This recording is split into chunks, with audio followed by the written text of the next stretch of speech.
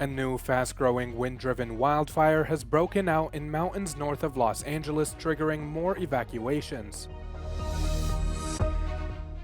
Ukrainian soldiers say more weapons are urgently needed on the Donetsk front line as Russia appears to ready itself for more attacks. Donald Trump sat down with Fox News' Sean Hannity to give his first interview as U.S. president. Almost 3 years into the full-scale invasion of Russia into Ukraine, and we are hearing this year the messages from President Zelensky and the administration with some narrative changing. Ukraine is now speaking more from the position of a strong partner and the position of power addressing the world. Yes, you're absolutely right. 3 years, practically 3 years of the war. And of course, no more than President, no more than Ukrainians want to end this war, but end this war by just peace. And of course, we are listening there and we appreciate this readiness for the activity of the new President of the United States, new administrations, to really make its reality to end this war by just peace. And of course, why it's not. I can't say that it's change of our narratives or it's our positions. Our position is absolutely clear from the very beginning. We are victim of these aggressions, and we really want to restore the just peace. We want to end this war. But of course, in this year in Davos, the president's speech and his address was especially for this momentum for the Europe. And I saw that in some articles it was titled, the general message from his speech, it's Europe, wake up. Because it's necessary to keep this unity. It's necessary to be together, Europe, United States, with Ukraine, and go to the peace through the force. Donald Trump, during the debate in the summer, he refused to say whether he sees the end of the war in Ukraine as Ukraine's victory, or what he says, the end of the war in Ukraine. Do you think he sees the end of the war as the victory of Ukraine? You know, I think it's not necessary, not in the statements of the President Trump, of other leaders, to try to found exactly victory. We are very clear, and the President Trump is a strong leader, and I absolutely sure, and we can heard from him, from the new administration, the people who was nominee for new administration, what they are understanding. Everybody understands that this war is necessary to end it by just peace. In the speech of the presidents, in the statements of the Ukrainian officials, we always said that victory is equal of just peace. It means that for us, it's no alternative.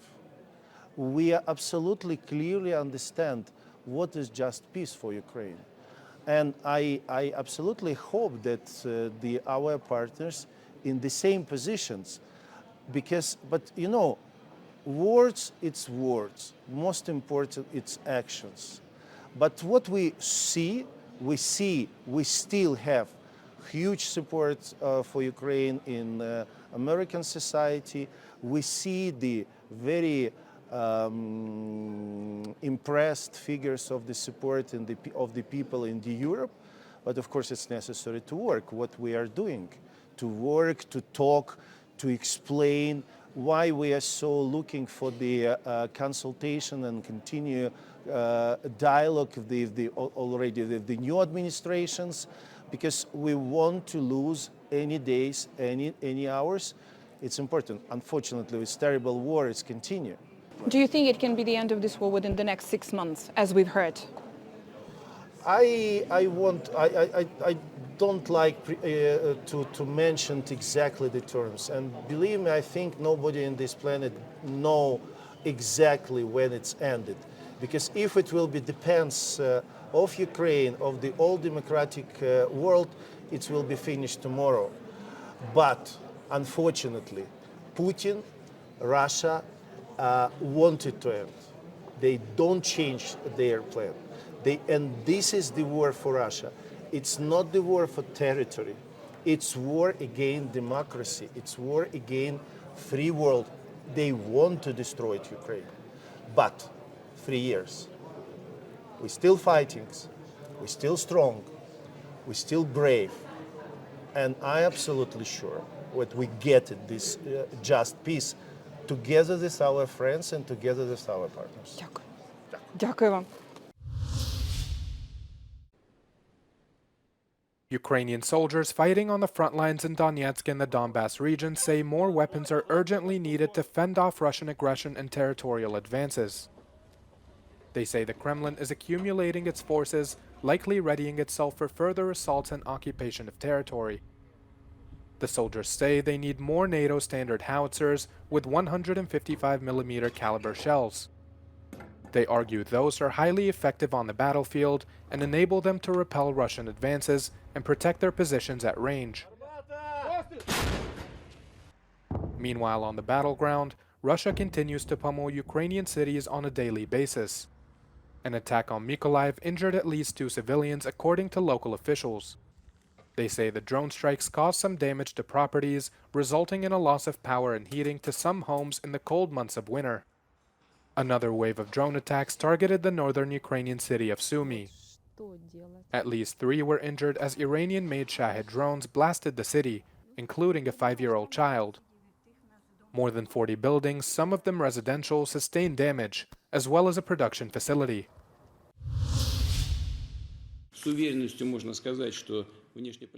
Russian President Vladimir Putin had a call on Tuesday with Chinese President Xi Jinping, as both leaders prepare to deal with U.S. President Donald Trump. The two leaders emphasized their strong personal ties, which Putin said do not depend on the current international environment. Совместно выступаем за построение более справедливого многополярного миропорядка. Ведем работу в интересах обеспечения неделимой безопасности на евразийском пространстве и в мире в целом. At the same time, Xi expressed hope for positive ties with the U.S. in a call he had with Trump on Friday, something China's foreign ministry spokesperson restated after Trump's inauguration. 中方愿意按照相互尊重、和平共处、合作共赢的原则，同美方加强对话沟通，妥善管控分歧，拓展互利合作。希望美方同中方相向而行，共同推动中美经贸关系稳定、健康、可持续发展。 Russia's top diplomat said the interests of the United States haven't changed with Trump taking office. Интерес Соединенных Штатов никогда не менялся независимо, в зависимости от того, демократы или республиканцы находятся в Белом доме. Этот интерес заключается в том, чтобы всегда быть сильнее любого конкурента. Putin has also noted that Moscow is open to dialogue with the Trump administration on the conflict in Ukraine, emphasizing the need to respect Russia's interests.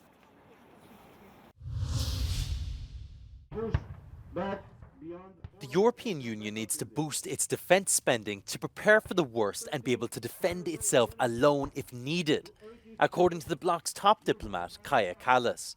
She said EU member states spent a collective average of 1.9% of their GDP on defence, while Russia was spending 9%. There should be no doubt in any of our minds that we need to spend more to prevent war. But we also need to prepare for war. We need to improve our capabilities. We need our defense industry to produce what we need. We must prepare for the worst. Over the next decade, Kallas said the EU will need at least €500 billion to remain competitive in defence. But so far, only around €13 billion has been earmarked in the EU's long-term budget from 2021 to 2027.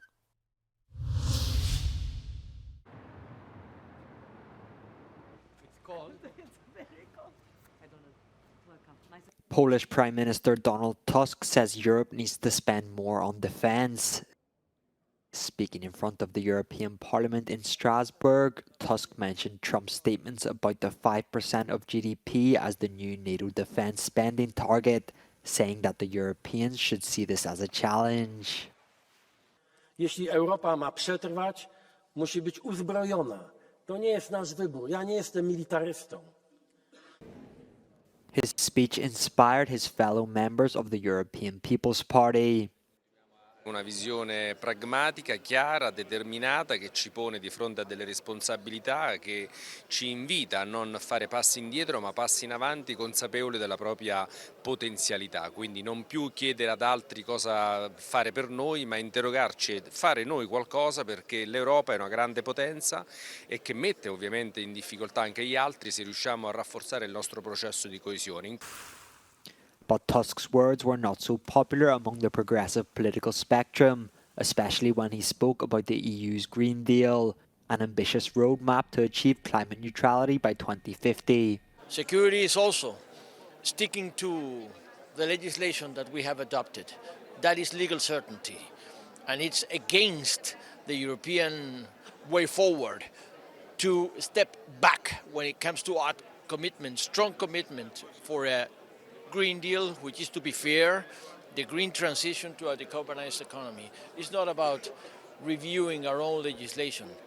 It's about, of course, understanding facts, but never giving up when it comes to be first and in the forefront to the highest commitment against climate change. Poland's priorities are now clear as it sets up for its 6-month presidency of the Council of the EU.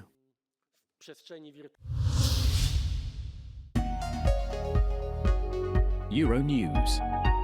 The news.